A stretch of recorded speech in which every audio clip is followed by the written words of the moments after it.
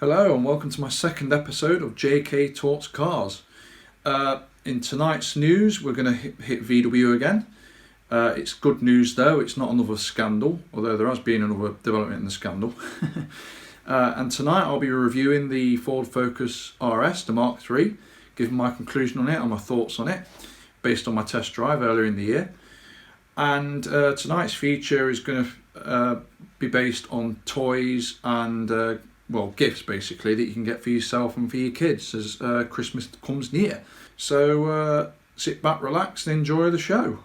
So tonight's news, VW have paired up with an aftermarket tuner to offer a body kit as an optional extra when buying a new Golf. The models affected are the GTD, the GTI and of course the R. As you can see in the pictures, they've done a new rear spoiler, they've done the rear diffuser and exhaust tips. The GTI gets 4 exhaust tips now, which I'm sure a lot of people will be happy about because the Golf R looks amazing with those 4 tips, standard.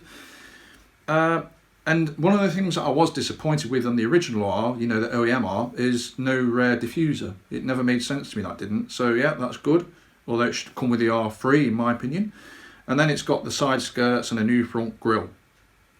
Now, one of the neat features of the car that the optional extra offers is volume control for your exhaust tips, physically making your car sound louder or lower at the touch of a button.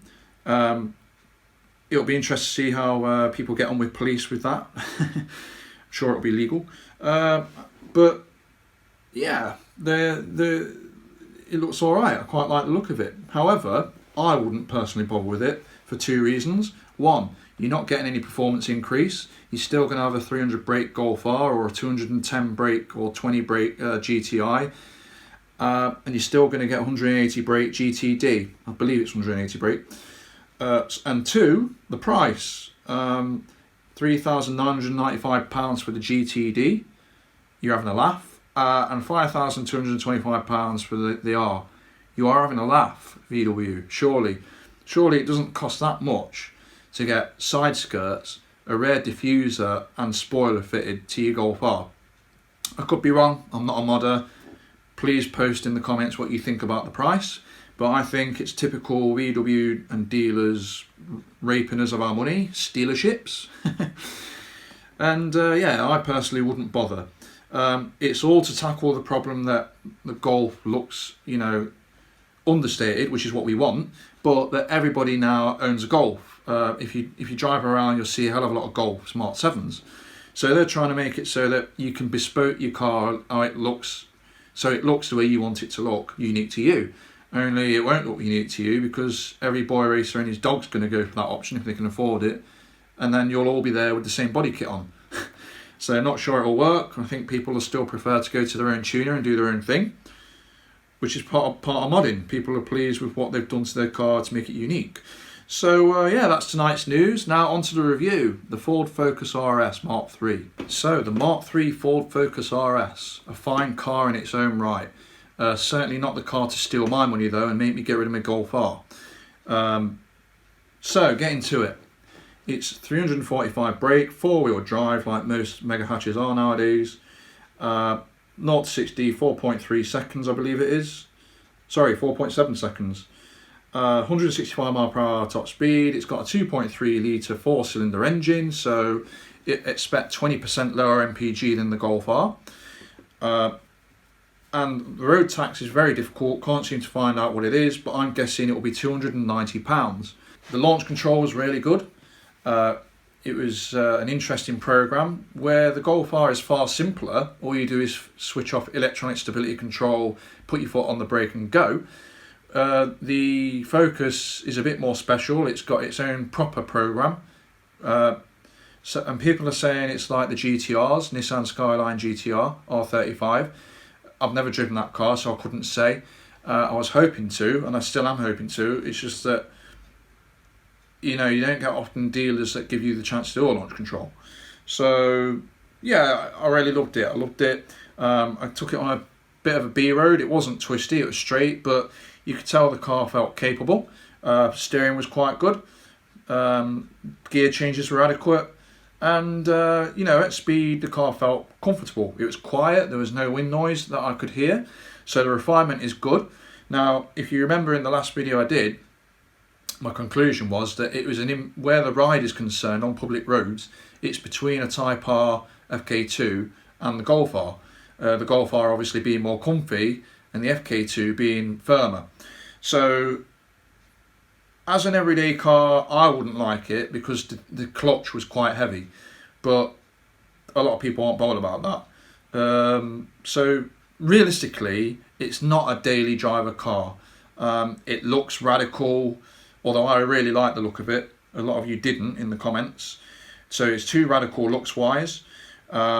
It's a heavy clutch. You know, a rush hour journey every day, it's not a practical car for that.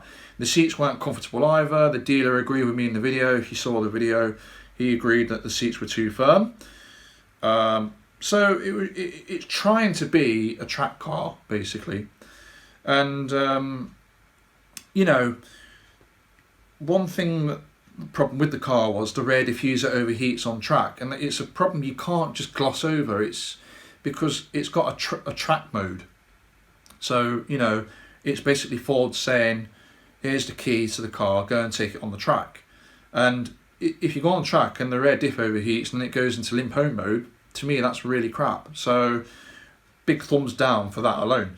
As an everyday car, well, you'll get sick of it in my opinion. The clutch is heavy and the seats aren't comfy, so you know, on long journeys, if you're going to the beach or if you're going up to Scotland or whatever, you would get tired of it. I would have thought. The seats are far comfier in a Golf R, or even the Type R seats are comfier. But for a performance toy, yeah, it's great. If it weren't for the rear diff, it would be a great car to have as a toy. If you remember, my Golf R is a toy, it's not a daily driver car. So yeah, I would own it as a toy if it weren't for the rear diff problem, definitely. Would I choose it over a Golf R? It would come down to price. It's not better than a Golf R, and the Golf R isn't better than it. To me, they're on par. But the media is saying, you know, this is Jesus Christ incarnated, it's God if it was a car, blah blah blah. It's just hype, you know, don't believe it. This car isn't more capable than the Golf R, at least not on public roads. Possibly on the track mode it is. It's got the drift button as well. You know, we've all seen the stories on YouTube where an idiot's crashed it straight away. So, you know, that's that. And it's got poor interior basically. Now, included in the picture, as you can see, the Focus ST interior is exactly the same as the RS. The RS isn't a cheap car. The spec I looked at on test drive was nearly 36 grand. Same price as my Golf R basically. And the Golf R interior is superior. So, you know, for an everyday driver's car, the Golf R is going to win because the interior is far nicer place to be. It's got automated cruise control, which this car didn't have. It had cruise control, but not automated cruise control. It doesn't pair with your iPhone. It hasn't got CarPlay.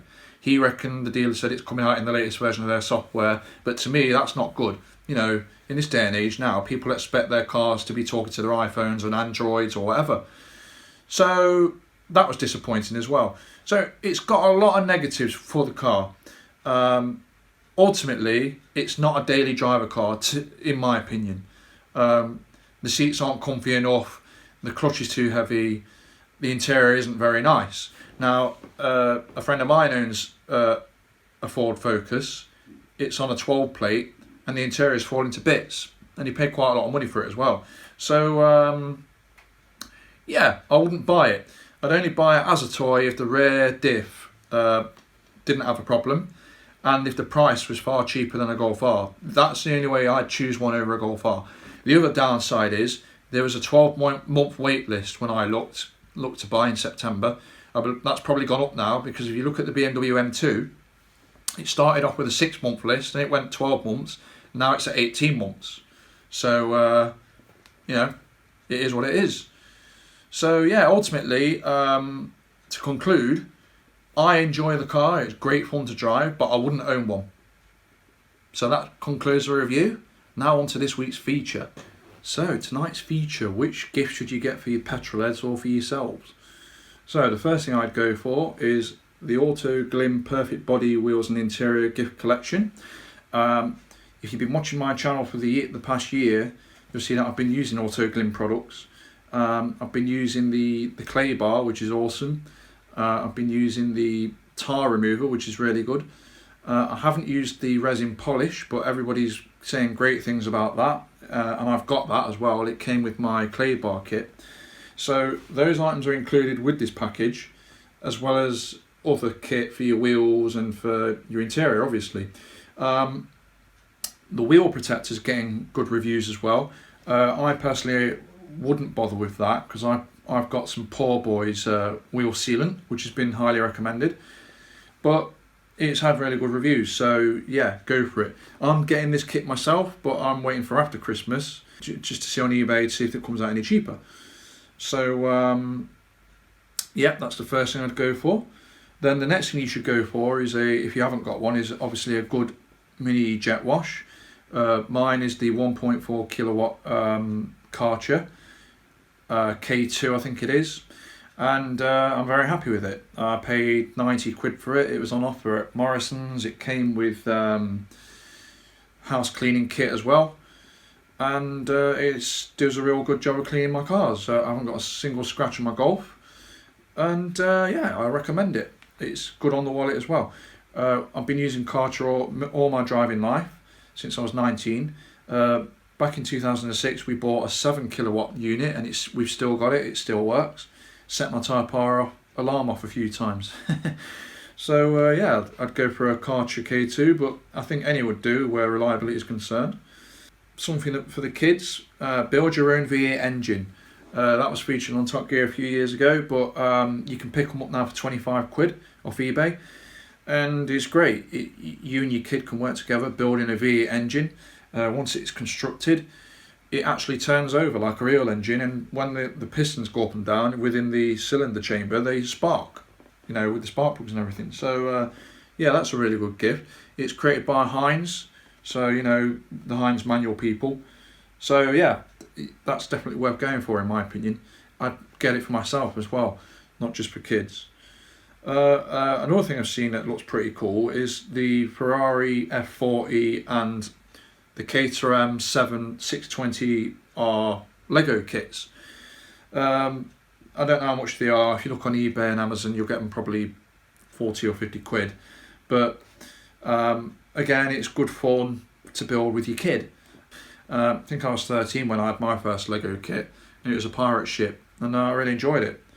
Not easy to do, and when I finished building it, even though I followed it to the letter, or thought I did, I had 3 pieces left. And there was no way I was going to undo it all and rebuild it, so I left it.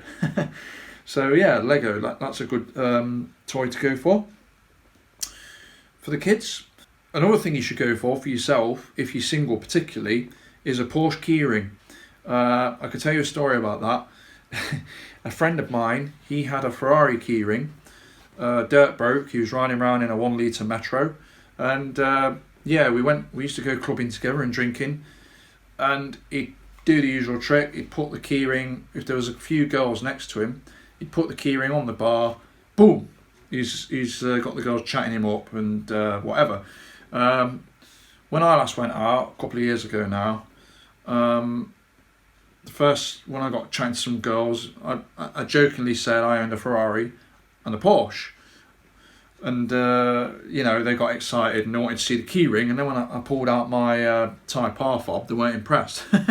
But so yeah, you know, for that bit of banter in itself, or for attracting women, it is worth owning a Porsche key fob or keyring, or a Ferrari keyring. And I've seen a few for sale for 10 quid off eBay. Yeah, so you know, if you're single, or if you go out on your own a lot, or even with friends, it's worth it just for the banter, because it's like fish on a hook. Those gold diggers, you know the type, and yeah, they love it. So that concludes the second week's video. I hope you enjoyed the footage, and leave me some feedback in the comments. Cheers.